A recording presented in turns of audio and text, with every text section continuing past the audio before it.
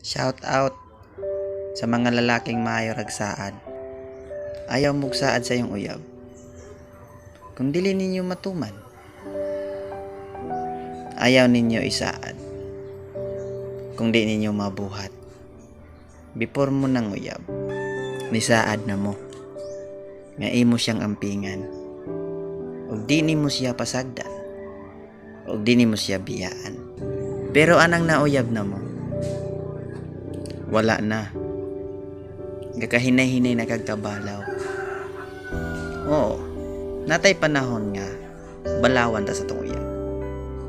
Pero atong tuparon ang promise. Promise is promise. Di na angay talikdan. Kaya maon naman dyan na. So please, sa mga lalaking may ragsaan, ayaw na lang mong panguyab. Kay di lalim ng mag-assume na ampingan o mag-assume sa imong mga saad niya.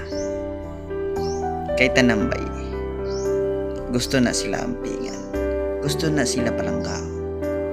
So boys, ayaw na lang magpanguyab kung ang iyong mga saad di ninyo kayang mabuhat. Timan ina.